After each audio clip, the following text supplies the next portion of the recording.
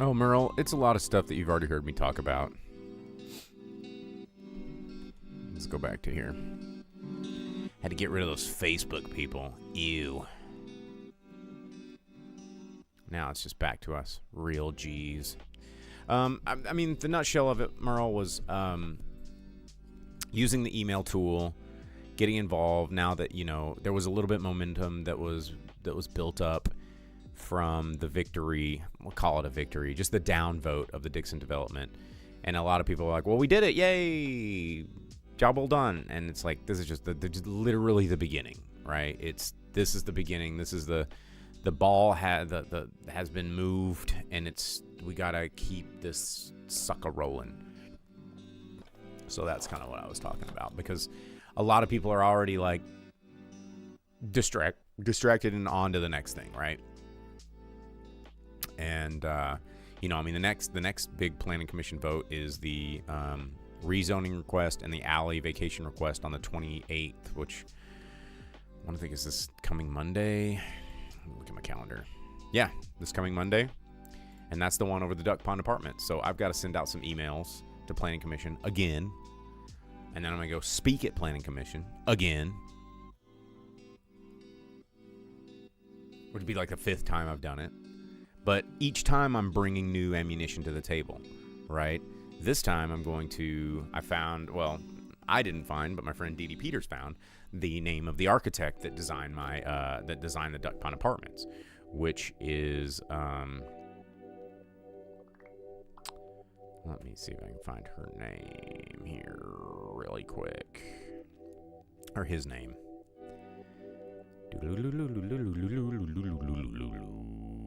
Warren Seagraves. So it was the same guy that designed the old library, which is over there in the historic district of Fayetteville, that they have repurposed into some really cool like commercial space over there, some office space. So same architect. He developed. He designed just a lot of really cool places here in Fayetteville. The Federal Building, that's right there downtown. He did that one. And I'm like, well, let's maybe not bulldoze one of his only residential developments in Fayetteville. How about that? Maybe. I don't know. Yeah, this time it's personal. Come from my home. You'll see what I'm capable of. And again, it can't just be me. And that was the purpose of that stream, is like, and Facebook, this shit wears me out, man. Makes me salty. It makes me tired. Gives me gray hair because I literally have no help. Enough back patting will just give you back bruises, and that's the hard part. Thank God for people like Dee Dee Peters and Britton Bostick. They're pretty awesome. Worn out, but at least you're keeping up the fight, man. Sometimes I feel like Rocky Balboa over here, just getting Drago'd on, just like, oh, doing like Band of Metal, can't do it. I don't know. He's Arnold Schwarzenegger too, but hang on, let me find my slide still on. Hey, yo, that it's like a switch, Go in there, you go in the ring with city council. And then, you get beat down, but you just gotta take those punches and keep going. Something like that. I'm glad Vince isn't here, so he wouldn't clip that. Hey, yo, Vince. Hey, yo. That's old Stallone, isn't it? Yeah. And then Arnold is like, oh, damn it. Shit. I knew you were lurking there. Arnold is like this. Arnold he's gubernatorial. It's back here. It's here. He talks from down here. Right? And then Stallone is up here. He's like way up here, It's weird how it's different. And then Gilbert Godfrey shows up. I can't. You can't do Gilbert into a microphone. You can't. You just the peaking. I don't have a limiter set on this thing. And that'll shred your throat. I don't know how he did that many years. That was impressive. R.I.P. Gilbert Gottfried, man. What a legend.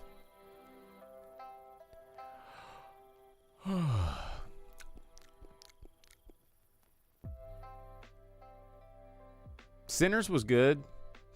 See, Al Topich. I did a story for the paper last week about increasing film tax incentives. I was at the state capitol with Jeff Nichols advocating for change. Yeah, I know a lot of those guys. Dan Robinson and those dudes, the Rock Hill gang that are really pushing for it. I feel like, and this is just my personal opinion, but I think that we need a different film commissioner that's not Christopher Crane. And I think we have a really difficult uphill battle with film incentives because Sarah Huckabee Sanders, there was a history of Arkansas not being a debt-free state that was hard for them to let go of, and movies are the creative arts when you get right down to it. And so there really has to be data that shows that it is a profitable endeavor. And I think that the data is there. You just have to show the people at the state that they're going to get rich. That's really all I give a shit about. So everybody says about the commission. Yeah. That happens. Yo. Did I read the economic impact study that was recently released? Yeah, I did. I mean, I've seen lots of economic impact studies on film, and I agree with parts of them. I disagree with parts of them because, unlike a lot of people in Arkansas, I worked in the film industry for like 10 years on very small scale stuff and then very, very large scale, like national stuff. And I can tell you firsthand that while the economic impact is great, a lot of that money does not stay in town. I have a lot of colleagues in the film industry, especially when there's like a big movie that comes through here. Movies, I'm trying to speak very carefully because I am very, very supportive of the film industry and I want the film incentive to happen. But big budget movies are not usually crewed up by local people. And there's a lot of people in our city that are pretty obsessed with the red carpet and like show business. And the reality, I mean, just look at True Detective. Yeah, I mean, True Detective was fun and it was here for a while, but they really took advantage of a lot of the stuff here. And they didn't hire a lot of local people. And the local people they didn't pay them industry rates. And a lot of local people don't know that because local people don't know anything about the industry. And, when I got hired on, like I was, I'm IATSE, and I was, because there was not a certain unions in Arkansas because we're kind of behind the curve on that, but IATSE is as close as we get. And, they needed an A unit sound guy, and they couldn't find anybody in Arkansas and couldn't afford or get somebody flown in from LA fast enough. But some producer in LA had my name, called, whatever, and they wouldn't give me my day rate and they wouldn't give me my credit because I was Arkansas. I had to fight for it. Didn't get my IMDb credit until 3 years later, which that was crazy. But I got it. I ended up getting it.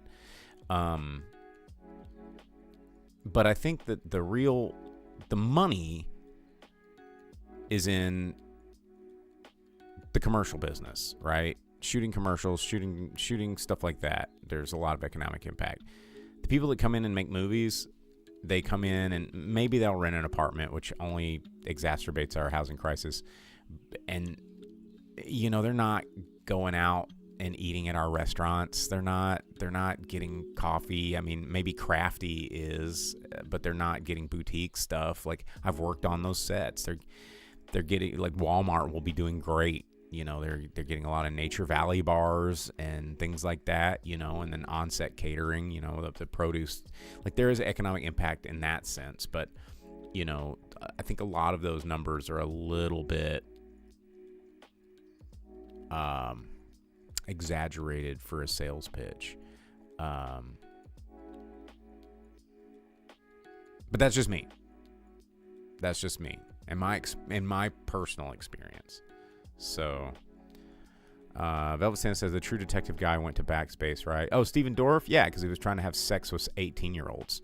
That's why I went to Backspace. So, Night Owl, some people here with dollars are obsessed with celebrity. I'm sure everywhere but yeesh. Yeah, I mean, and that's the same anywhere you go. I mean, economic impact is a really, really interesting statistical tool because it's all theory and prediction, right? A lot of it's survey data. A lot of it is because it's really, really, really hard to trace one-to-one economic impact. But I will say that a better film industry here will be a net positive. Like that I will not argue with. It is a net positive to bring that to the state. It will create jobs. It will attract more tourism. It will put more eyes on the area, and those people will spend money. That is bottom line fact. And tax incentives are how movies get made, man. That's how it works. Just like these parking reduction credits. People tell me, oh man, what a great segue. People tell me that these parking reduction credits aren't going to affect these big, large-scale developers. And you're wrong. I mean, use the example of tax incentive credits for film industry. Like, if they can get an extra 10% tax incentive to save money off their production by shooting in Atlanta versus shooting in Northwest Arkansas, they're going to take that 10% because that turns into hundreds and hundreds and hundreds of thousands of dollars, right? Sometimes millions. And same thing can be said about these large-scale developers. A lot of these people are building buildings that are more expensive than movies. Like the building that's set to be on my apartment's property is $70 million, I think is what they were throwing around. That's a huge production in terms of a movie, right? And that 35% parking reduction is going to be a very tasty credit for them. And if they can't get it, they may choose to go somewhere else. So these incentives and these credits are very, very impactful for attracting or detracting businesses from coming here and spending their money. Al says, this latest study said that for every $1 spent on tax incentive, we saw $4 in return, but it did point out that the big chunk of that money did leave the state. Well, at least they acknowledge it. I mean, I didn't read too deep into that, but the last economic impact study that they tried to throw at the city of Fayetteville to get the True Detective to get an additional credit did not include that language, and I tried to explain that to our economic developer, that a lot of that money leaves the state. Because you get your per diem. Your per diem is, say you get a $40, $50 per diem for, discretionary expenses. Most of these people are going to be eating crafty, right? I mean, we all do it. It's a thing on set. You load your pockets up. You load your cargo pants with granola bars and things from Crafty because there is food on set always. So your per diem, most of the time, you're just getting an 8-hour turnaround. So you're going home, you're crashing, maybe going to the liquor store, getting some beer, crashing, waking up, doing it again. You're eating on set, and then you go home and do it again. And all that per diem, that just people pocket that per diem. Like, I have friends that buy cars with their per diems. Like, they just save it all up over the course of one picture, and then that's just extra income. And that per diem is supposed to be for spending locally, but tricks of the trade, I guess. Let's see, Night Owl. I'm assuming it's very similar to why certain businesses open apply for their LLC, et cetera, in other states. Benefits, yeah, exactly. And sometimes it's as negligible as a 1% or 2%, because when you scale up, that's what cracks me up is when people go, what's 1%? Doesn't matter. And I go, well, 1% of 1 million matters. 1% of 60 million matters. That's how people live off interest. You get like $8 million in the bank, and it's like, okay, well, let's see, I've got $8 million in assets that are just sitting around, and I got them in a high yield account to the tune of 5% annually. That's $400,000 in just interest annually. Pretty sure you can live on that. But it's just 5%. Like, what's 5%? It's a lot when you scale up. And I've talked to people that are just like completely ignorant of the fact of how percentages scale. McLean fruit snack gummies are a lifesaver. Yes, because they don't melt. I don't know what they're made of, but yeah. Nature Valley bars, fruit snack gummies. They never put out protein. Like, that's always, if you see beef jerky on a set, you know that they're new and they haven't done this before, because that stuff gets snatched up and disappears. There's always the bowl of like dentist office candy, some chocolates. Those are always fun. So, you leaving? Mm-hmm.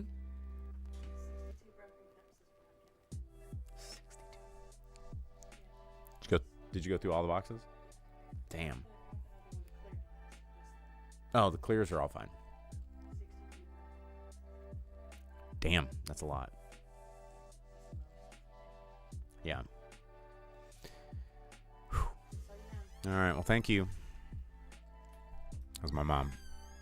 5% off an item of clothing, negligible. 5% interest on something totally different. I think it's hard for the average person to visualize. No, it absolutely is.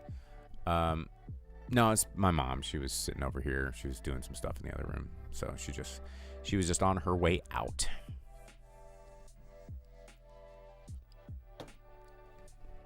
But yeah, and that's the thing. That's how this stuff scales, and that's with going with the parking reduction thing.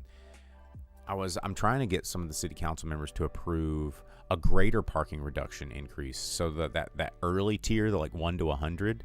Why not give them 40%? 40 sounds better than 35, because when you're in a negotiation scenario and you're saying, they're coming to the table saying, well, the old one was 35% by right. Now it's 30%, but you have to apply for it. And people are like, oh my God, that's so much worse. I argued, instead of 35 by right, give them 40% with an application.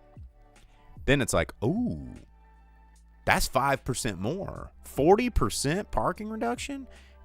But if you do the math, if it's only 1 to 100, right? You're getting 40% parking reduction. That's only a little bit. And the difference between, obviously 40, that's let's say you're only doing 100 because to make it easy so I don't have to have my calculator. It's only 5 more parking spaces. And that's not a big deal. But when it's a 791 parking space facility, 40% is a big deal. That extra 5% is a lot of cars. So I'm like, okay, let's continue to be really strict on the big buildings, but on the little buildings, what's 5 more cars? Give them 40%. Give them 50%. Fuck it. Because in the broad scheme of things, it's a less impactful amount, right? But 50% sounds so big, and when you're trying to sell something, it's the whole concept of why people do $4.99 and not $5, because you see that 4, you ignore the 99, even though it's 5, and we all know it. We all know the secret, but it still looks better at $4.99. Marketing, dude. I don't have my water bottle with me today. It's driving me crazy. All I got is this bottle of whiskey.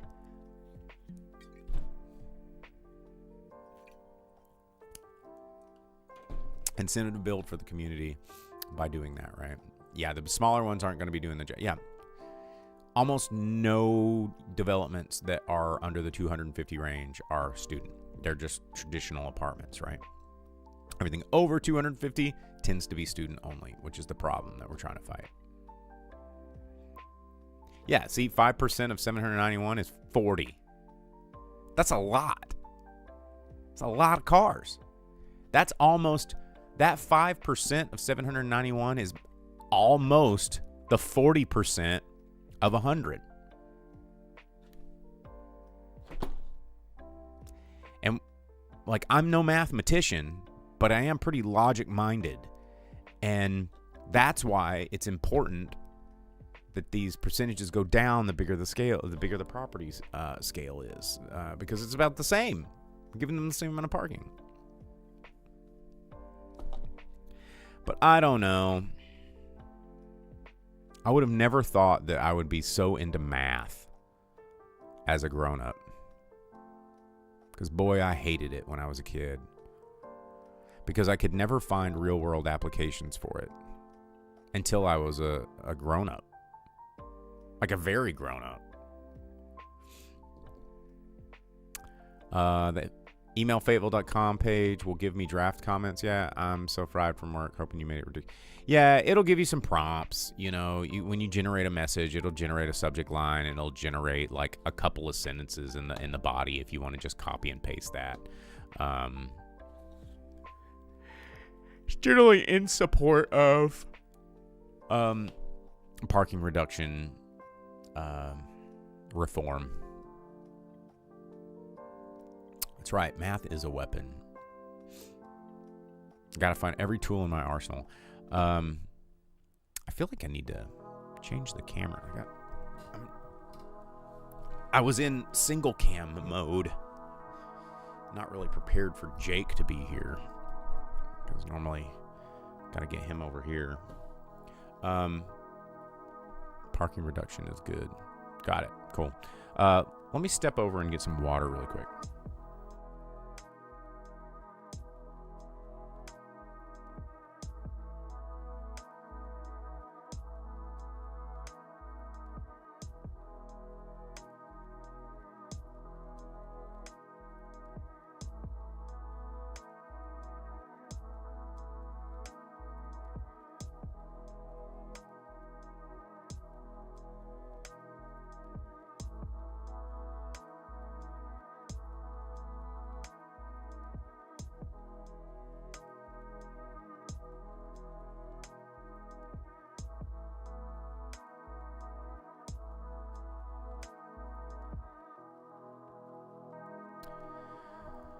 Good or bad? I'm not kidding. I'm so tired. Okay, just want to be sure I support the right thing. Yeah, parking reduction is good. It's good. It's good. We need it for responsible growth in our city. If everything goes the way of the developers, let's hope not. Do you have any idea when everyone forced out? So if they get the vacation request and the rezoning request on Monday, I would say I have a clock that's a 10-month clock. So if that gets voted, yes, 10 months. But that's when that clock starts, is after that vote. So if it doesn't pass, just bought myself some more time, dude. So, and not just me, my neighbors, man. I've got some good neighbors. I love my complex. I love my building. We all get along. There's no like loud parties. There's no, crime or noise. It's just it's a great little mini neighborhood. Like it's a great building. Like the show, the Only Murders in the Building. It's like that, but with no murders. There's colorful characters, and nobody's a student, and everybody has stories to tell. Like Crazy Susan and Dwayne. My angry neighbor Lisa. Yeah, wouldn't go far as Mayberry, but it ain't bad. I'm so tired, you guys. Oh, I just want to go home and go to sleep. I wanted to go home I have been, let's see, last night I got off of work at like 2:30 a.m. Got home, fell asleep about like 3:30 a.m. and then had to wake up at 9 a.m. to be at a downtown Fayetteville Coalition meeting. So, yeah. Bed at 3:30, wake up at 9, went to the meeting, and I've been working ever since. Just go, go, go, go, go, go, go, go, go, go. Even managed to get my tires changed. all today, and then came here, did the Facebook live stream. Gonna do this, and then I'm gonna go back to work at Pinpoint, get a couple more things done, and then hopefully try and be home by midnight. I saw Sinners yesterday. I didn't see it today. I was able to squeeze that one in yesterday. It wasn't super busy at work last night, so I asked the team if they wouldn't mind if I dipped out for 2 hours to go see that movie, and they're like, "Nah, get out of here." So managed to escape to go see Sinners.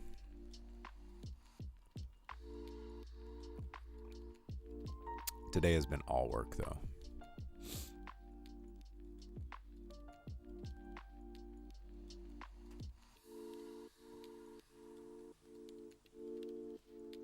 Like, I've just been in such a consistent, like, work mode for so long that I don't even know what I would do with myself if I had, like, a night or a whole afternoon. Let's say, like, from 4:30 p.m. until the next day. That if I didn't have anything that I had to do, like, what I would actually do with myself. Like, I don't know. I might just go crazy. I just can't even fathom that. Like, cook dinner? What a weird, novel idea. I miss that. I haven't cooked a meal in my kitchen that wasn't just like a heat something up on the stove really fast, cram it in my mouth. Like an under 8-minute process. Like from turning the oven on to finish eating. Like 10 minutes. I haven't cooked anything that's more involved than that. And God, I couldn't tell you. Yeah. Oh, I often eat over the sink. Yeah, I just need like an overturned milk crate in my kitchen floor so I can just sit there. The only days I get to do that, I usually crash or sway back and forth in the kitchen and stare at my stove. Yeah. Yeah, I've done that one. The old Copen rock.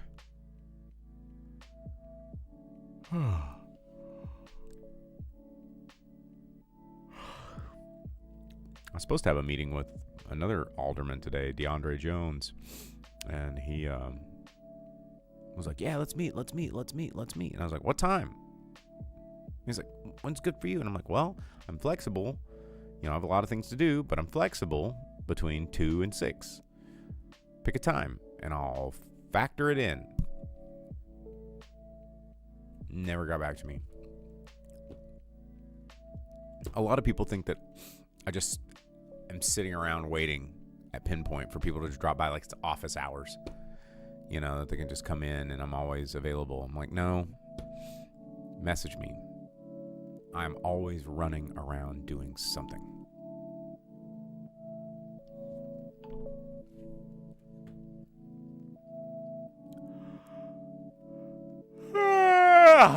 No, this music making me sleepy too.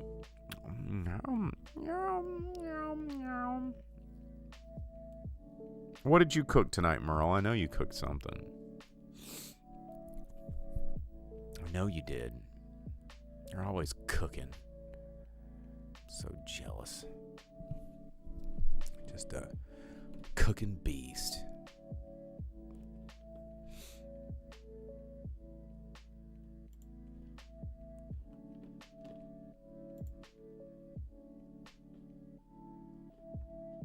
Did we lose Merle? Oh, no, we're still... Merle's still there. I think I see him in the viewer list. Maybe he fell asleep with all this music. Oh, God. Sorry, y'all. Man, I've been go today. Had a leftover ham and made a sandwich. But you had that... So that wasn't like cold cut ham. That was a leftover ham.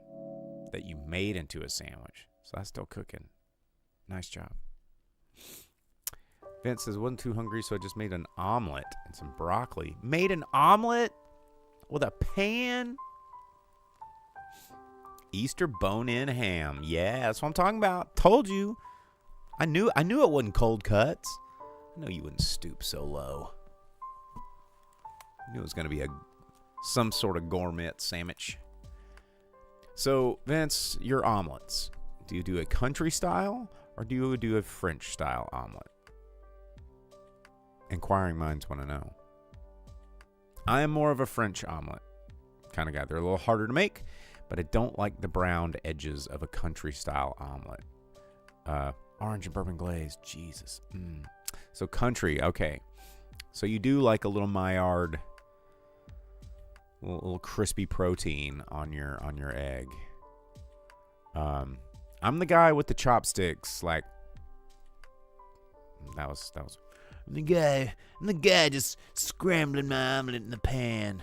Let me scramble those eggs. Oh my God, that was gross. Please don't take that out of context in a clip. And now I said it, you're gonna do it. I've always wanted to make omurice, but it's so much work, and I know I'm not gonna do it correctly. I want to just go to Japan and eat it. Too tired to clip? Thank God. Me too. We're all exhausted. Maybe I can convince Jake to make this show short because I've been up here since 6. We just get to it.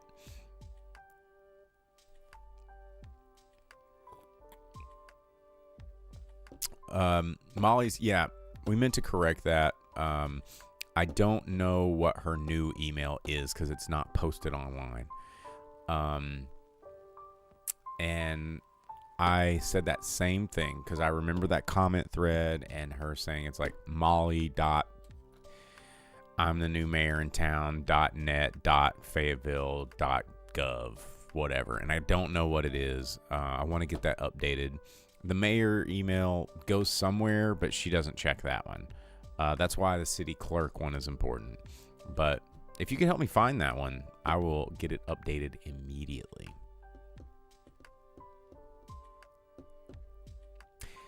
Whole reason I'm here is to review Sinners, Velvet Santa. I forcibly made time to see that movie just so I could have a new movie to talk about.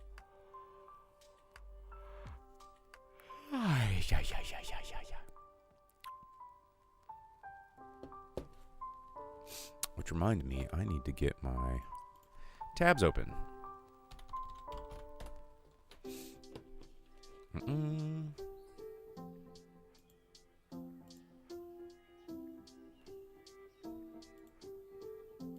Alright, I gotta listen to something else here. Let me see if we can get something else that sounds a little less like put me to sleepy.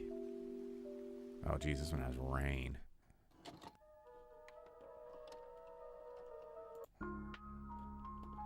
Oh, it's all... Oh, Jesus. Here we go. There we go. This is sleepy, but it also makes me want to solve a mystery. I went out of town for Easter, and the only movie that was playing at one of the Screen Theater was The King of Kings. So I asked the chatbot, and this was the result.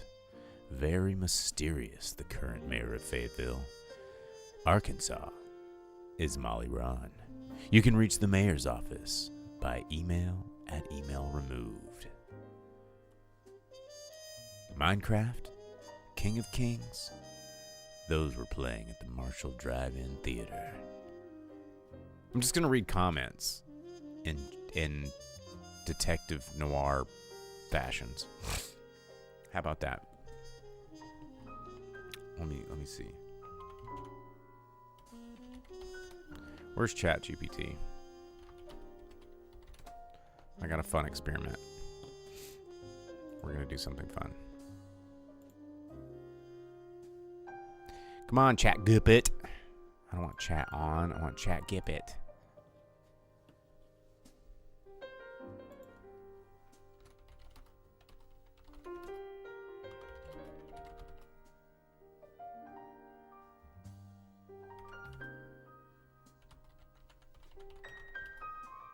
What should we do? What? Let's see. About a mayor.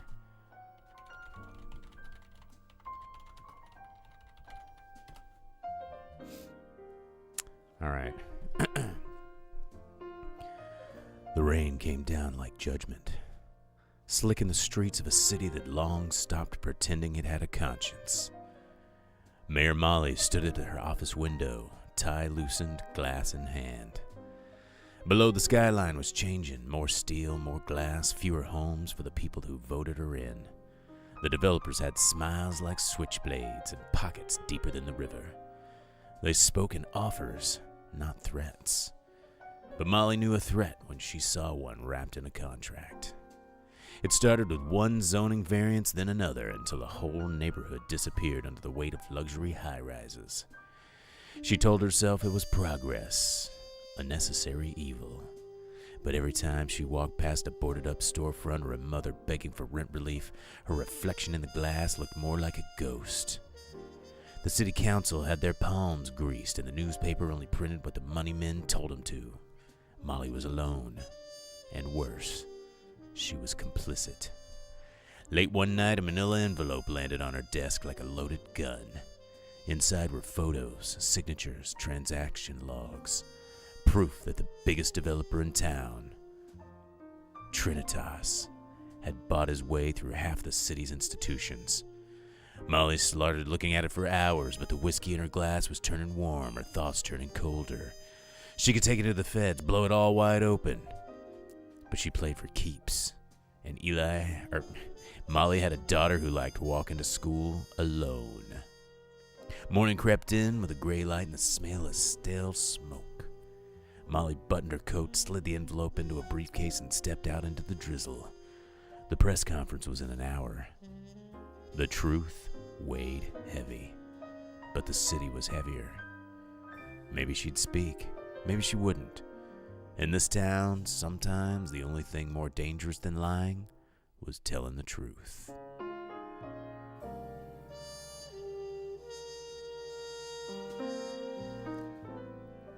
My mom is actually taken away.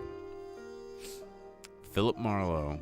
I just told ChatGPT to write a short noir story, 4 paragraphs about a mayor struggling with housing developers. I had to change the name on the fly. The name they picked was Mayor Eli Mercer, and it was a guy, so I had to kind of read it differently. But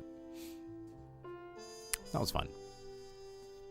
Molly.ron.fable.ar. Cool. Got it. I'm going to text Carl right now.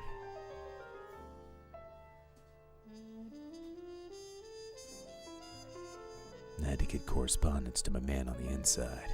Some new information came to light about how to contact the mayor. She's been elusive up until this point, but we were hot on her tail. This new email address proved the one tool we needed to crack the case. Let's see. Molly dot Ron at Fayetteville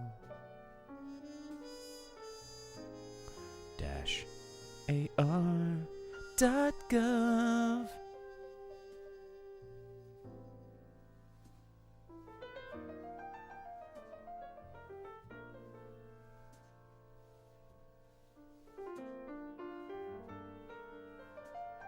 Cool. All right, Jake. He knew that he was going to be late. He was always late. One boot on, the other boot barely strung across the room after a sloppy nap after a long day's work at the office. He dreaded coming up here, unless it was a day he'd watched his Bollywood cinema and knew that the limelight would be shining him directly in the face. Write a haiku about a man trying to get the email address to the mayor of City Hall Maze numbers.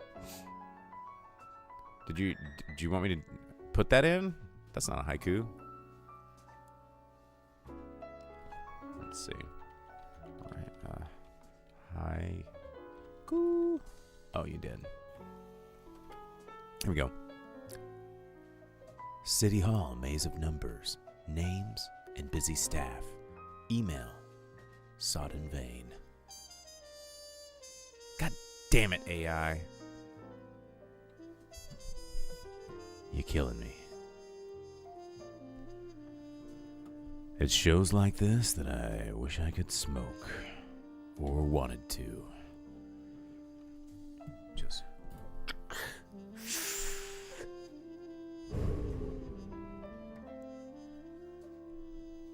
I do drink, so I guess that's my vice.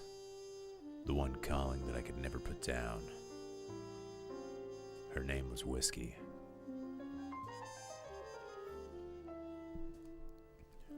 She was always there for me. Until she wasn't. Looking at the bottom of a bottle, I realized what emptiness feels like. You gotta shut the fuck up. Jake wants to wait until there's no chance in city planning and still talking. He's probably just waiting outside. But I'm going to start the show without him. The joke's going to be on him.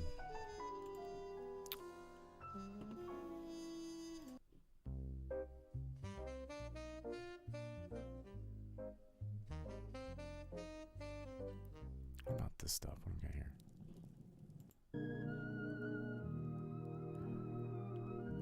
That's weird. 1940s music.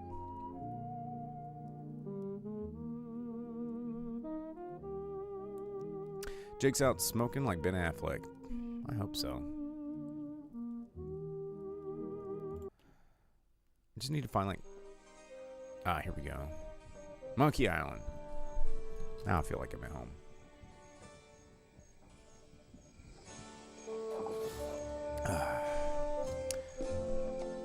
I don't know. I haven't. Usually he texts me. Lost Souls is currently going on.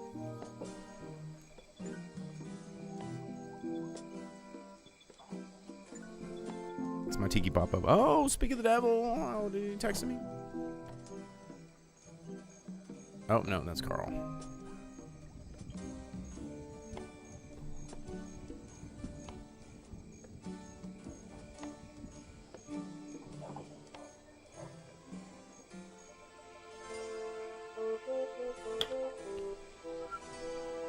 Super cheap now on Steam. Yeah, definitely take advantage of that then.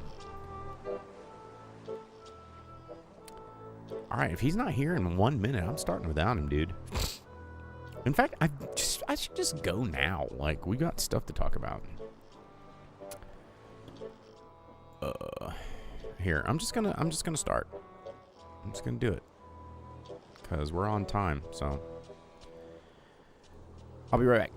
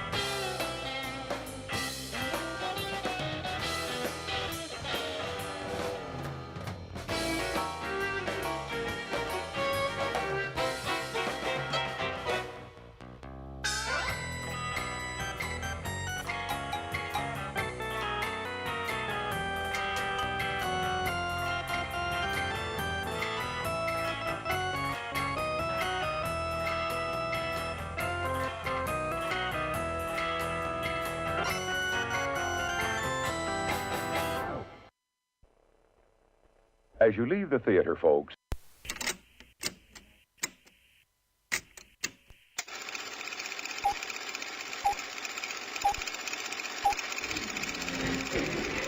we've lined up the top stars from Hollywood and from all over the world to entertain you on a giant screen with a few colorful motion pictures you've been hearing about and reading It's about. showtime, folks. Enjoy the show. We're delighted to have you with us. They're driving theater. You'll find something to please you to add to your evening's enjoyment. Is pleased to bring you our feature presentation.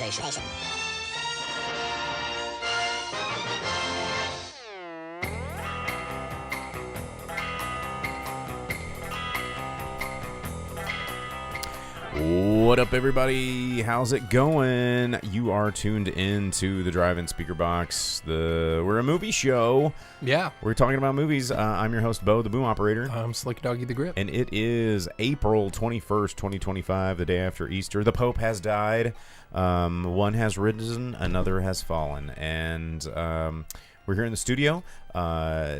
Jake's here. I'm here. My camera is off center, so I'm going to have to go fix that really quick when we're talking about some news. But we are here to talk about movies. I went and saw Sinners actually yesterday. I went and saw it. A lot of people talking about this movie. We're going to be talking about that later in the show.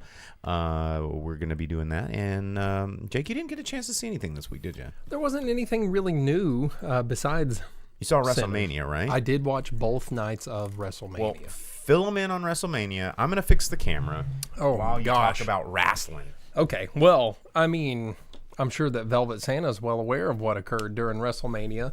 And it's been big news, actually. But night one was pretty good. Seth Rollins came out on top. Paul Heyman flip-flopped a whole bunch. That was super cool. Exactly what I wanted to happen. And then night two was just nothing but slow disappointment almost the entire time. So, John Cena won. He now has 17 titles, which beats Ric Flair's official but not really official title reign of 16. But does that count, because he was like WCW for a while, and then yeah, Ric well, Flair the and different WC things? How does that work? WCW titles count because WWE purchased WCW, so the big gold belt counts. Okay. Al Toper says night two was hot garbage. Night two was absolute crap. The John Cena Cody Rhodes match was not good, which is a bummer because both of them are very good performers, but I think that storyline was just poop from the beginning. The Rock didn't show up at all, so everyone was kind of bummed out because The Rock is the bad guy. He's the one and he wasn't even there at all? pulling the strings and calling the shots. Maybe something's going on in Raw right now that we don't know about. We'll watch on Netflix was later. Busy working on a movie where he was wearing a tan T-shirt and riding a bee or doing something, or maybe he was hanging out with Kevin Hart. Maybe. I mean, he's on the board of TKO Sports and everything. But, night one was really good. Night two was a big boop. So, all right. Well, WrestleMania, for those of you that watched it. Merle asked if they're pay-per-view. Kind of. It's free on Peacock and Netflix everywhere else outside of the U.S. So if you have a VPN on Netflix, you can watch it?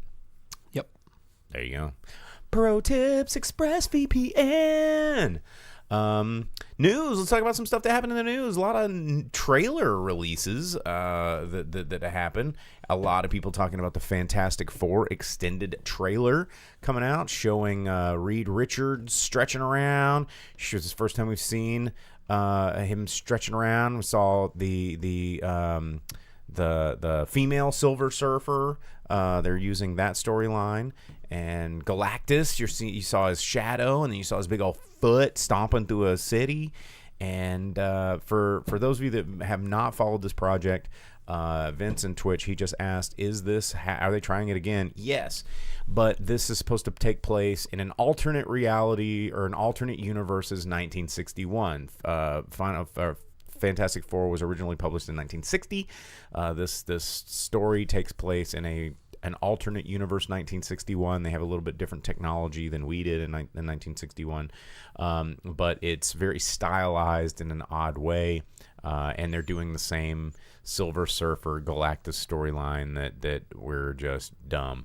Well, because they got Doctor Doom going to be part of the Avengers and all that. Right, which is going to tie into another Avengers movie. Yeah, because there's been interviews, and I guess Anthony Mackie kind of gave it up that the new Doctor Doom Avengers will definitely have a cliffhanger ending.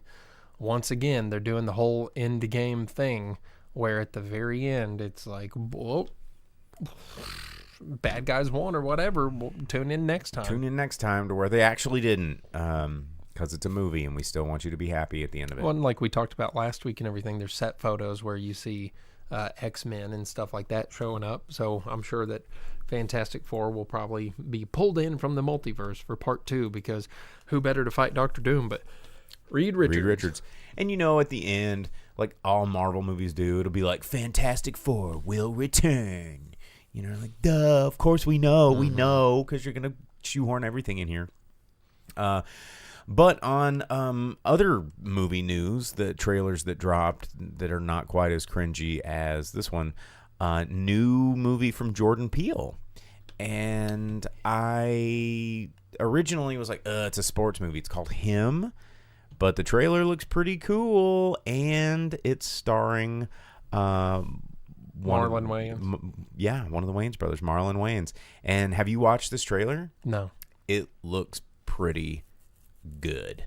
And I don't like football. I don't like sports movies. I mean, The Longest Yard, it just barely squeaks by. Which one? The original. Oh.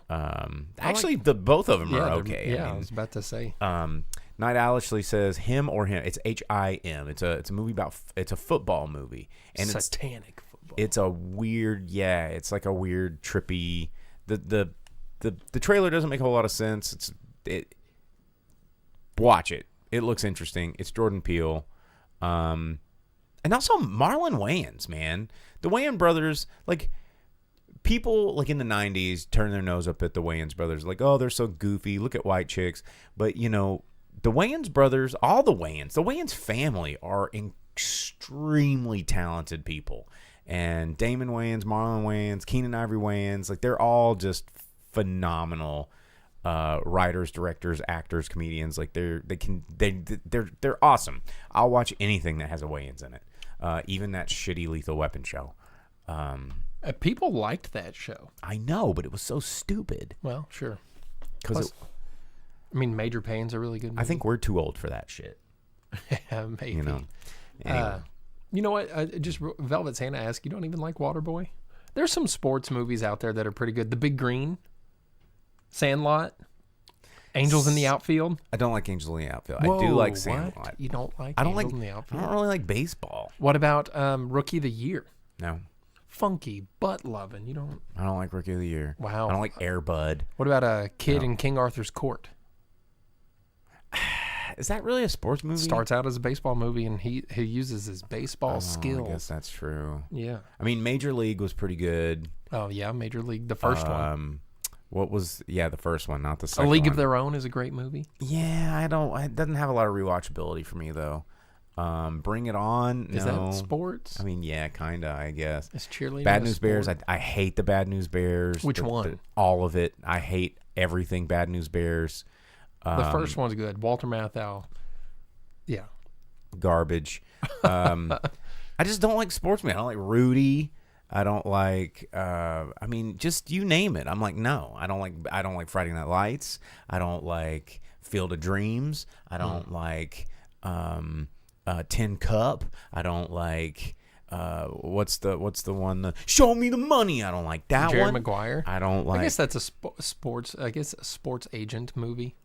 I don't like sports movies, man. I just I just don't like sports movies. What about What's the one with Keanu Reeves and the Replacements? I don't know. I don't like The Replacements. But it has like a sumo wrestler and a soccer player and Johnny Utah. Okay, I'll give Shaolin Soccer. I'll give you that. Oh, one. Shaolin Soccer. That's is a a good great one. sports Okay. movie. That's a perfect sports movie. Yeah, I'll take.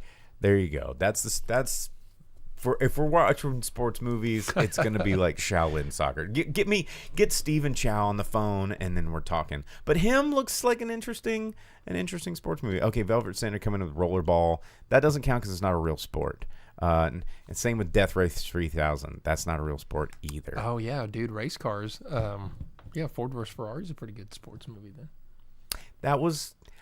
Is that sports though, or is that Racing just is a two sport. cars that were trying to beat each other? Well, it was about the Le Mans, and Le Mans a hell of a sport. I thought that was more of just like an engineering movie. We got F1. Well, all right, that's fine. We got F1 coming out. Slapshot, that's pretty good. Mighty Ducks, no, don't like Mighty Ducks. Oh, what? Oh, Mighty Ducks 2? Where they get the ragtag crew, like the international team. They got the cowboy, and they got Julie the cat, and the Bash brothers make a big return. Sports movies don't do it for me, man. I like how now it's turned into this game of name fine. sports movies. Well, that's because there's so much news that's just friggin' Disney being Disney and doing poop stuff.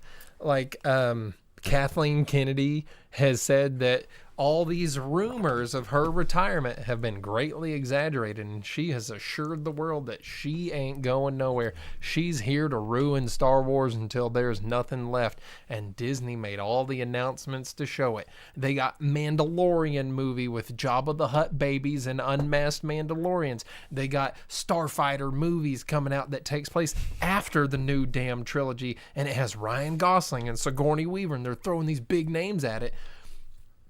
Oh, there's Darth Maul project coming out. Oh, yes, I was going to talk about that. Yeah, well, he's got his own show.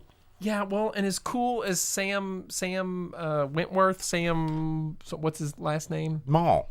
Well, Sam Maul. Yeah, the guy, the actor playing him that did Doomsday in Smallville, and he's done the voice of Darth Maul in the animated stuff. He's a big Star Wars guy, and as cool as he is, he's not enough to fight the evil that is Kathleen Kennedy and Disney. Al Topich on Twitch just said Kathleen Kennedy must be of the Palpatine descent. Yeah, dude, 100%. Like, and Disney has not. She's got like the stack of really good scripts, and she's sitting in her chair going, "You want this, don't you?" Yeah, and I mean, and they announced I that. fear your anger. Yeah, strike me down. Yeah. They announced that they're gonna do more Ahsoka and more Acolyte. Like Acolyte got canceled because everyone hated it and it was dumb. Like, let's get more of that. Yeah, and so Disney, after they did their announcement, not even a year ago, of being like, "You guys, we realize that we've pissed you all off and lost you because we just threw too much Star Wars at you. We're gonna back it off and we're gonna slow it down. And like, remember that shit we canceled? More of it's it. back." How about we just do it again? Yeah. Oh my God. It's just the dumbest thing ever. And I don't know how Star Wars can maintain or retain any fans of any demographic at all, because they've ruined it for me. So Vince on Twitch brings up a really interesting point that I think we both agree with. He says, at this point, people dislike more Star Wars than they actually like. Yeah, Can absolutely. we finally chalk it up to just Star Wars is now bad? Yeah, 100%. Star Wars has been bad since 2002. But Episode 2 and Episode 3 had some form of redeeming qualities to them. I will say, Rogue One gets a pass for me. I enjoyed that movie. But it's plot hole garbage. It is plot hole garbage, but I'll say it gets a pass. Because there's a Vader scene at the end that's sick. Because everybody died at the end, and it didn't try to connect into some big, create more character to somewhere. It was just like, here's a story. What do you mean? What about the show that's all about one of the characters from that movie? I didn't know that was a thing. Yeah, Andor. And it has more than one Okay. season. Well, then never mind. And but also, Rogue One still gets a pass for it me. introduced Forrest Whitaker's character, who is from one of the animated Clone series. Wars? It brought in characters and then created new ones. Clone Wars cartoon. Which one? The original. The original. Genndy Tartakovsky like one. Yeah. Dank. That's mean. so good. So good. Where Mace Windu fucked hard and Grievous was like Cool. cool. Yeah. Yeah. Okay. So that was cool. That's still a long time ago. And then I will give Mandalorian episode 1 and 2 a pass because episode 1 and 2 were cool, and it has a really catchy theme song, but then everything after that was garbage. The only thing cool, Yeah. the only thing cool about anything Mandalorian, anything that's been done is like what the Boba Fett series has the opening from Patton Oswalt's speech in Parks and Rec. Like Are you serious? Yeah, they created the opening to mirror Patton Oswalt's filibuster from Parks and Rec. Oh my God. Yep. What happened to Star Wars? Is nothing Kathleen sacred? Kennedy. Yeah, I guess you're right. Disney and Kathleen Kennedy. Is nothing sacred? And the fact that we all still line up for it. I mean, I will. Not me. If I had time off and I had lots of expendable income, I would go to Disney World to see the real life size Millennium Falcon and Star Wars Galaxies. I would do that. I want to see. I would love to see a full size Millennium Falcon and get like yelled at by a stormtrooper. That sounds fun. That sounds like really fun. But outside of that, Star Wars can just like go straight to hell. I'm so over it. Al Topich says they need to just reboot the whole Star Wars saga, start from scratch. You know, in Britain, they were showing original unedited Star Wars. They have the film, like the original. Did I read somewhere that film. it's the original 1971 movie, 77 movie is going to be airing in theaters again for the first time in England? In England. Oh, dang. I Yeah, thought I saw some news about it. Yeah, there's like one or two showings of it as part of like some event they're doing, but it's unaltered original Star Wars before it was A New Hope, anything like that. When it was Star Wars, it was the only one before Lucas went back and changed anything for special edition stuff. That they're showing it as part of like a it was like a film, like a class, or like it's like a learning thing of being like, here's how this film was done before it was dicked with. Yeah.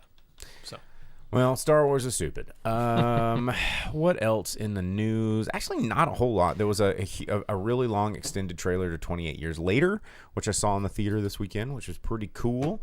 Danny Boyle, Alex Garland, kind of reuniting. Looks good. I'm fine with that. Looks like it might be pretty good. And then Zach Krieger's got a teaser trailer with a movie called Weapons, but it doesn't have hardly anything in it. The teaser was really creepy, and I did see that at the beginning of Sinners, and it was pretty interesting. Vince asks if Cillian Murphy is in that movie. No, he is not. According to all reports that I've read. And they're like, is he the zombie that's in the trailer? It kind of looks like him. And I've heard that no, he is not. So, speaking of things that don't die, the Highlander. Uh-oh. It has switched studios. Oh, God. That's never a good sign. Well, and especially not a good sign because it went from being Lionsgate to now being Amazon. Oh. So... okay. And it's for franchise rights, which means that Amazon is going to take this movie that they were making where Henry Cavill was like, yeah, dude, here's the thing about Highlander and why it's cool, and let's do it like this and everything. And they are going to put all of Amazon's policies on it and change it for the worst, and then spin it into a series and have a TV show and whoever and whatever else that Amazon wants to do to just make it as bad as it could be, instead of leaving that glimmer of hope that it might be something cool. And so any hope that remains for Cavill Highlander to be cool, flush probably down the toilet. Yeah, washing down the drain with the introduction of Amazon in their final negotiations to be in control of what happens with Highlander and everything that will spawn from it. Boo yuck. Amazon boo. Velvet Santa says Home Alone Switch Studios. That turned out well. I mean, But that was back in a different time. going to Amazon is not a thing I want to see for anything. All right. Well, let's talk about the movies that are coming out in theaters this week so we can get on to our review later in the show of Sinners. We'll be talking about that for a little bit. There are new movies coming out. There's quite a few movies coming out this weekend. April 25th, 2025. Probably the biggest one that everybody's talking about, that at least some of our fans probably are into, is The Accountant 2. Yes. Finally, there's something in the movie theater. Ben Affleck, John Bernthal. Why they needed to add a brother in this equation, I don't know, but I think John Bernthal was in the first. Was he in the movie. first one, or was he just like on the phone? I don't remember him being in person. I mean, it's been a long time. It since has I been watched a it. long time. I think you can watch it right now on either Peacock or Amazon. I do remember enjoying it, but Ben Affleck reprising his role as an autistic assassin, and it's pretty good. I mean, not that first one was not a bad movie, and this one's coming out in theaters. You can see it. I'm sure there'll be guns and people getting what's coming to them, and I mean, I don't think there's really much other plot than that. Yeah, man. you know? I watched that whole new Just season justice. of Love on the Spectrum, and this is going to be so much cooler as far as what He they does have get autistic people. He does doing. get a girl in this one, apparently, according to the trailer. So that's coming out in theaters this weekend. Also, in pretty wide release, there is Until Dawn, which looks interesting. It's from director David Sandberg. And this movie, you've maybe seen the trailers. It's about this group of friends trapped in this time loop where mysterious foes are chasing and killing them in gruesome waves. They got to survive till dawn every night to kind of escape it, but every night they all get killed in a different way. And it's just like, it reminds me of Cabin in the Woods a lot, except for probably not going to be as good. I'm not super familiar with a lot of David Sandberg's work. He did Shazam, and that was not great. And Annabelle, one of the Annabelle movies, which also was not great. So, yeah. Well, and I haven't played the game, but I've seen many things about the game, and it doesn't seem like this is the same story as the game. It doesn't look whatsoever. like it. Yeah, it doesn't look like it. Because I'm pretty sure the whole thing is like in the game, what's his name? Mr. Robot dude. He's like, he has like a sister that's a monster, and that monster's like killing people, and there's And there's a time loop. yeah, there's something like that. Well, it's coming out in theaters this weekend. There you go, horror movie. Also in the horror movie spectrum, it's going to be in somewhat limited release, maybe not expanded release. It's written and directed by Josh Stolberg. He was more of a writer. He wrote Jigsaw, Spiral. He was a writer on Avatar and Piranha 3D. But he is writing and directing this movie called Skill House. I did see the trailer for this last night. It's a stark satire of social media and influencer culture. And there's Neil McDonough and 50 Cent are in it, and a bunch of young up and comers. But also, if you're not familiar with the show and don't watch it very often, fuck Neil McDonough. And Every chance you get. Yeah, that dude's a dick. And I'm going to say it every time that there's a movie coming out with him in it.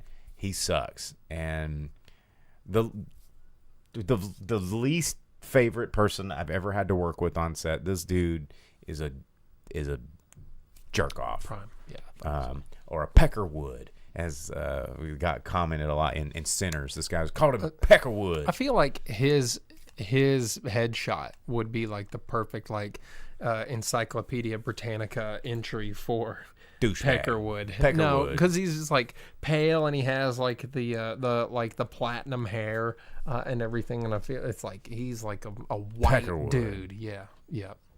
Vince confirmed that the First Accountant is streaming on Prime. Okay. Currently, so you can get caught up with it before you go watch Accountant 2. Well, also coming out in theaters, a couple of other movies that are in limited release. The Legend of Ochi, which is coming out. This is an A24 released kind of teen fantasy.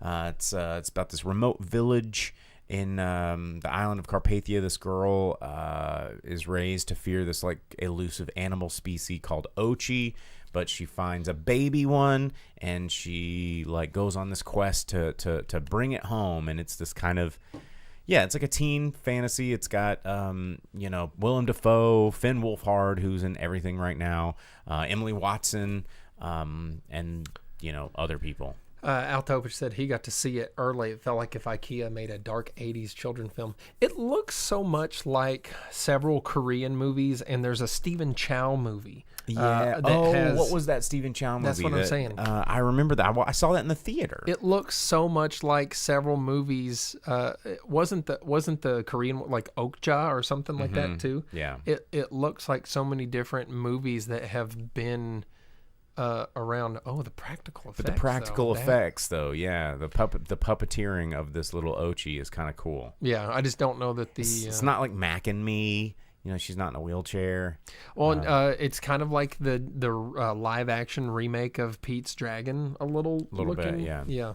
Though that movie turned out to be oh my God, really cry emotional, forever. dude. Yeah.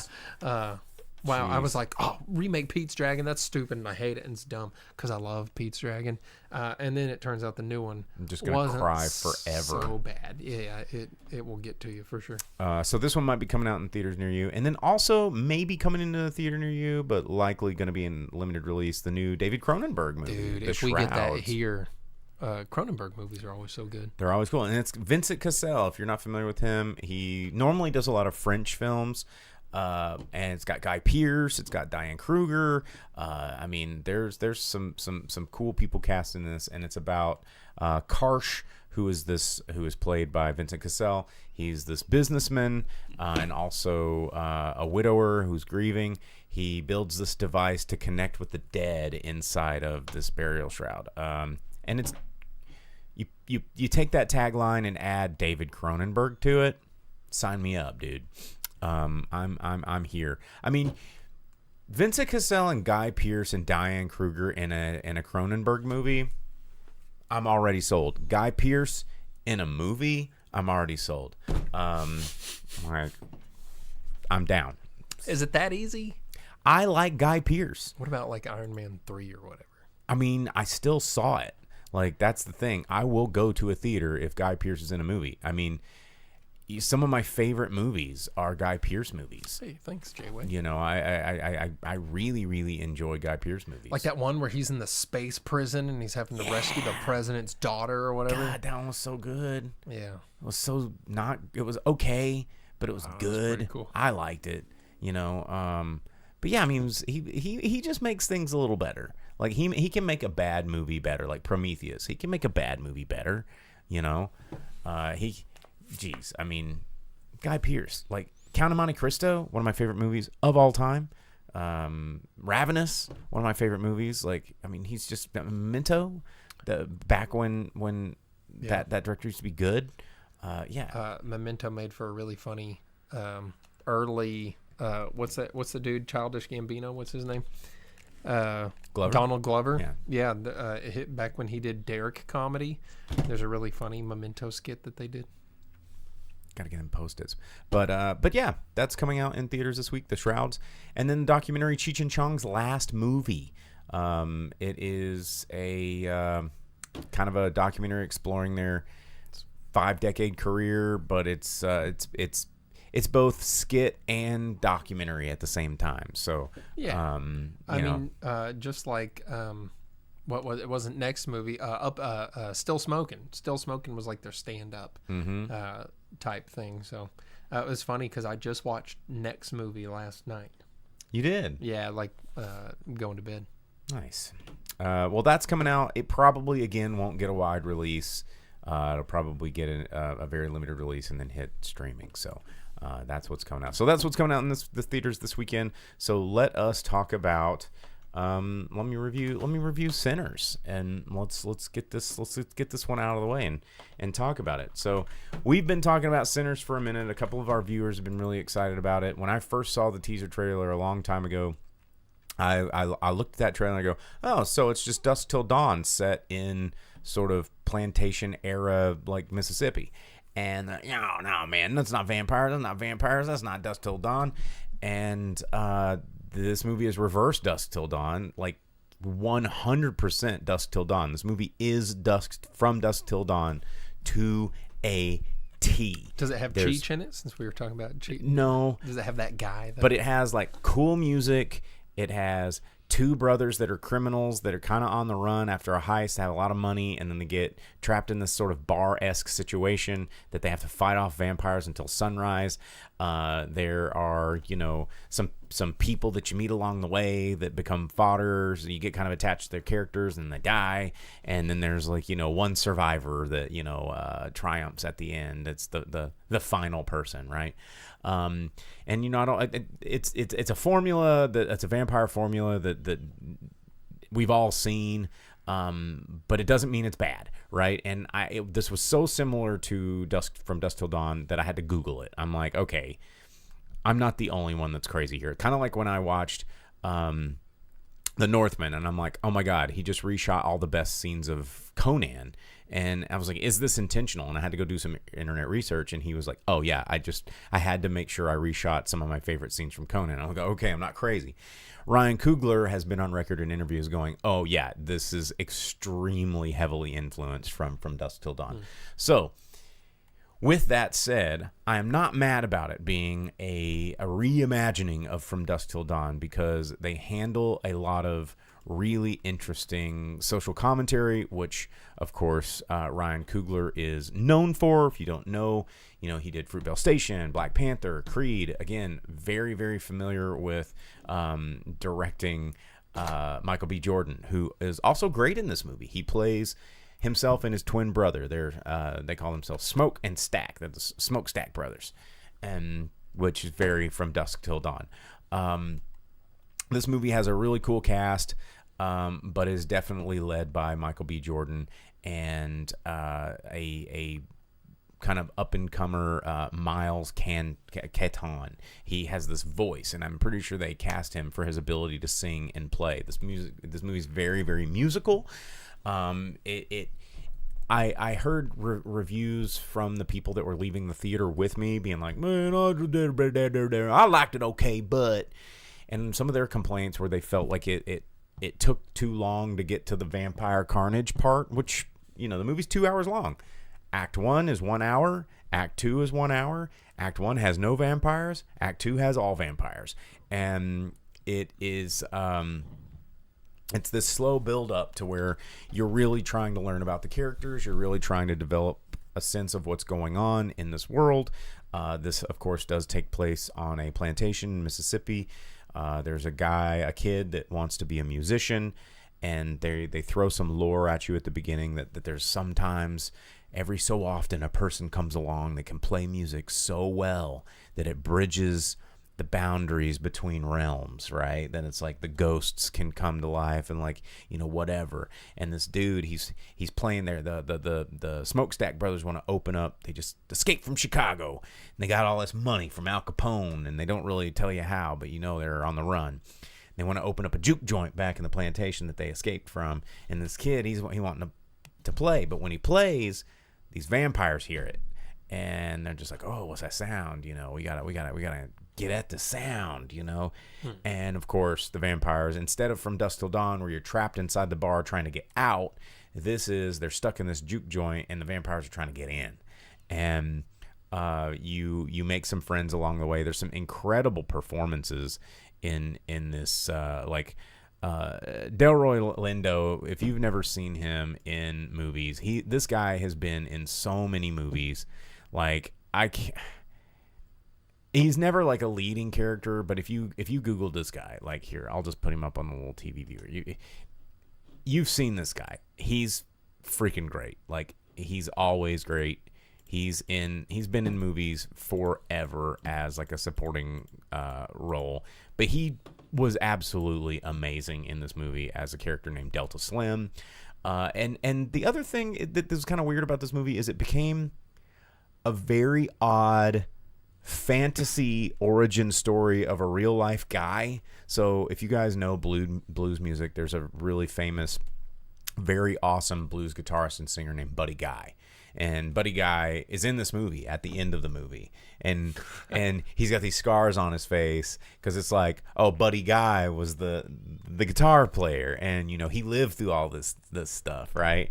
But it's not Buddy Guy. He's Preacher Boy Sam, and but it's Buddy Guy, and Buddy Guy is not an actor, mind you, and it fucking shows. But it was cool because Buddy Guy's awesome, and you're like, oh my god, hell yeah. But this movie was fun in the sense that it dealt with very real stuff. It dealt with that time in American history where slavery was kind of illegal but still happening. You just said that Al Capone was a thing that would have slavery ended in 1860. No, I said it's illegal, but in the South there is still plantations. They are free, but they're not. Sharecroppers. There were sharecroppers. There was still segregation. There was still a lot of extreme prejudice. So the impacts of that era were still very present, and there's a Ku Klux Klan scene, and there's all of this stuff that it deals with in a really interesting way. But then they throw in vampires and make everything kind of just like fantastical and weird and action and adventure. And there's some love and romance in there. I mean, this movie's got a little bit of everything. Like, you had a comment. I was gonna say, and they are vampires because the trailer made it was like demons, but it's like they're like blood sucking vampire. vampires. So one of Michael B. Jordan's characters has this girl that he's like kind of in love with, and she's this ex-mojo. She does mojo bags. She's into juju, and she's got she's the one that kind of identifies them. She thinks they're these things called hates, and then she's like, no, these aren't the hates. They're vampires, And she's like, I've never encountered one in the wild, but this is what they do. We need steaks and garlic and all this kind of stuff. And then it turns into From Dusk Till Dawn, and they're just like, let's get them. And it's fun and campy, but it doesn't ever not take itself seriously enough to be stupid, which I think shows Ryan Coogler's ability as a director and being a period piece. This was an impressive period piece for being an action, like supernatural horror movie. It's not scary. It's not even very gory. It's just there's vampires, right? It's no more gory than, say, John Wick. But their attention to detail for this time period was rather impressive. There is one really weird scene that's like a music scene where the Sammy's playing his guitar, and he starts bridging the gaps of reality. I mean, nobody can see it in the room, but like the ghosts of the history, future and past, culminating into a kind of a really bizarre scene. Big Pieces, would you say it's kind of a musical? No, I would not call it a musical, but I will say that it's extremely musically driven. Music guides this story all the time. There's lots of musical performances. There's lots of instrument playing. I would say, no, I wouldn't classify this as a musical at all, because musicals are generally they're playing music and they're singing. There's only like 2 or 3 points in the movie where the characters on screen themselves are playing instruments, but there's lots of great music in the movie. But they're not like singing exposition. There's no singing exposition. It's just a couple of times. But the soundtrack is phenomenal. A lot of great hip hop, a lot of great blues and R&B and soul and folk. Like, it's very cool. And Michael B. Jordan, man. So it has the anachronisms of bringing in like hip hop and stuff like that. A little bit, yeah, to make it a little edgy and stuff. And like soul, that. and yeah, okay, yeah, I see. But it was fun. It's doing well at the box office, despite not making its budget back in one weekend, which I feel is a very stupid way to measure all movies. but it's got revenge, it's got love, it's got action, it's got vampires, it's got it checks a lot of boxes, which makes it, I think, a movie that a lot of different people could enjoy.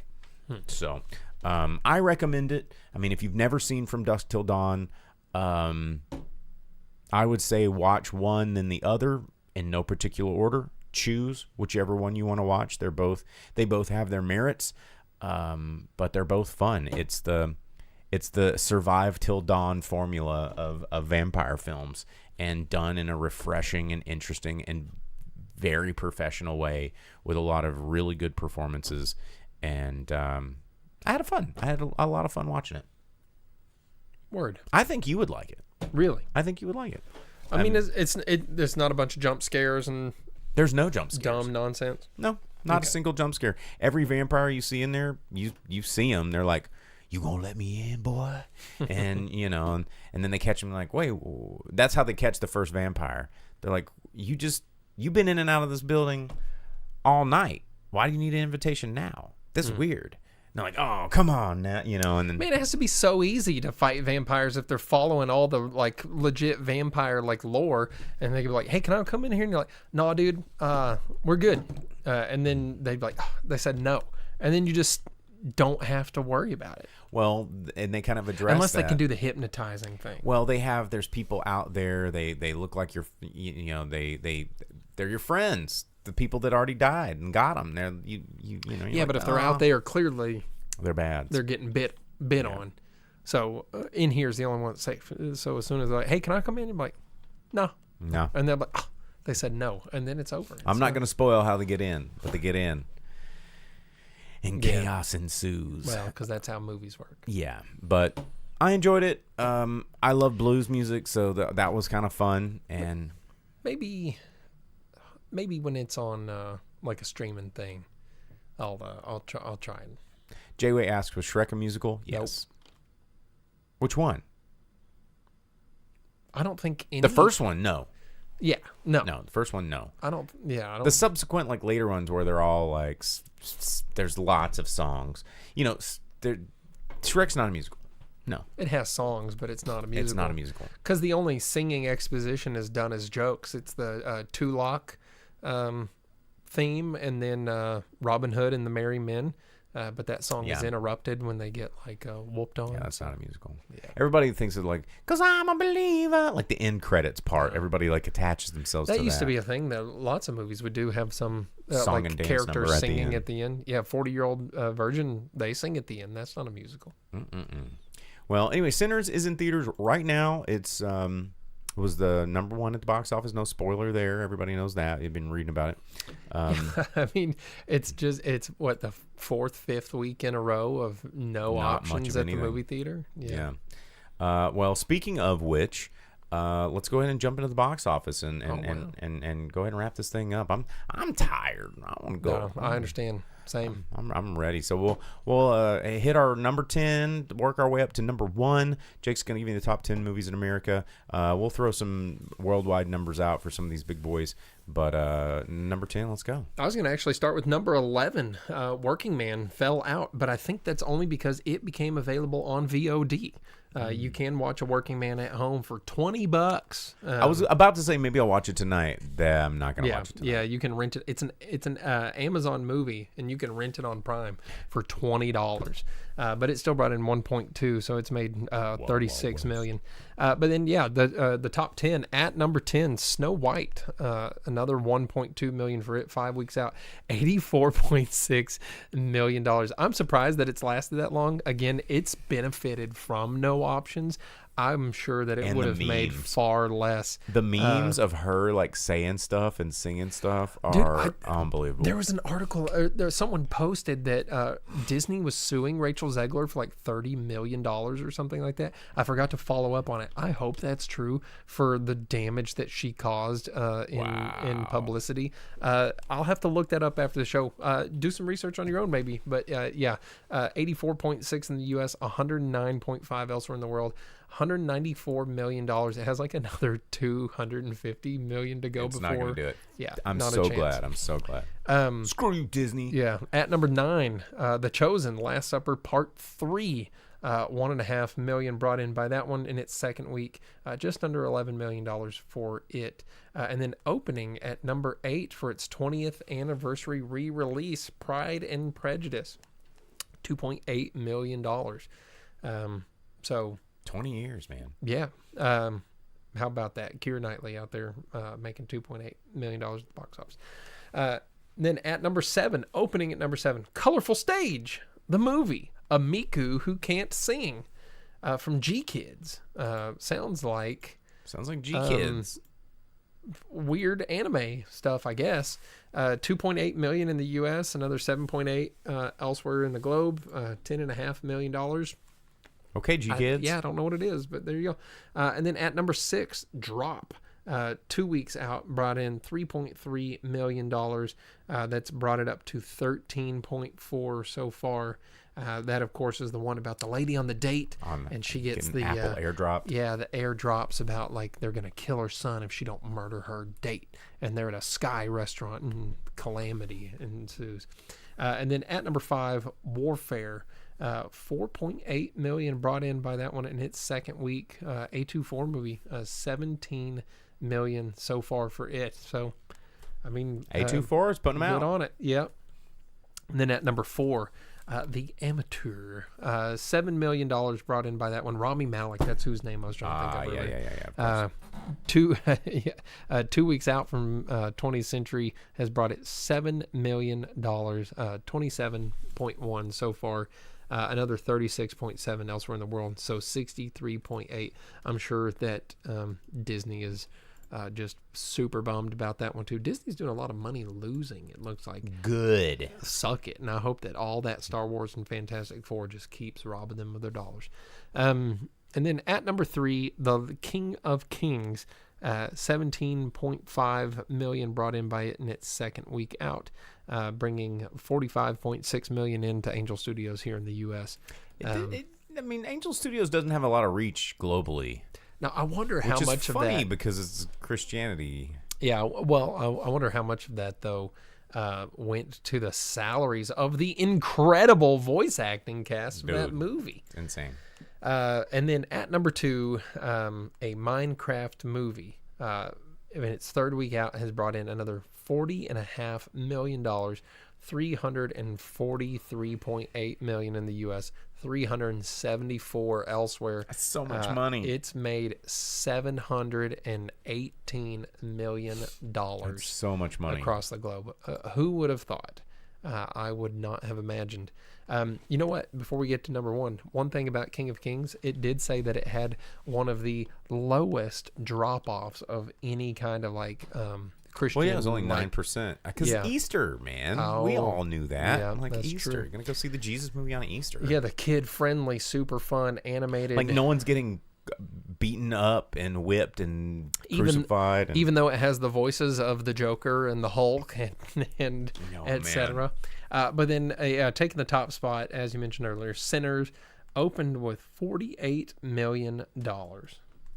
Good for it. Another 15.5 elsewhere in the world, bringing it up to $63.5 million. Doing thing. I think it needs to hit 90 before it's like profitable, which I think it'll do. I mean, good reviews are coming out. But it has some competition coming up. Finally, week, yeah. some options at the box office coming up next week. Well, all right, guys. Well, that's our show. We're gonna wrap it up a little bit early so I can get out of here, get some stuff done, and try and get in bed at a reasonable hour. I've just been running myself ragged. That might be a smart move. I would like that. So don't forget to like and subscribe wherever it is you download your podcast. You can find us on your social medias: Facebook, Twitch, we do have an Instagram. We never do anything with it. Facebook, Twitch, YouTube. Everything's on our link tree. Just go to driveinspeakerbox.com. You gonna go see a movie next week? Yes, if we get the Cronenberg movie, that would be a good option. And what was the Accountant? The Accountant too. Yeah, because I like the first one. Yeah, so we will see you guys back next week. We will talk about that stuff. And other than that, join our Discord. Chat with us. We comment in there. You can read news and links. All kinds of fun stuff. So, all right, guys. Thanks for tuning in. We'll see you next time. See ya.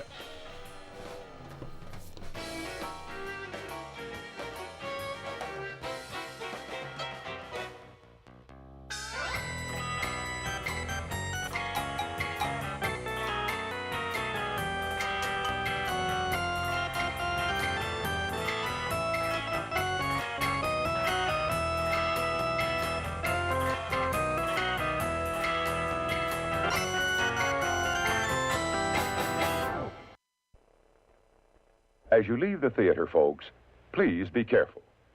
Don't let this happen to your car. Be sure to remove the speaker before you leave. If you should accidentally pull a speaker loose, please turn it in at our snack bar or box office. Thank you.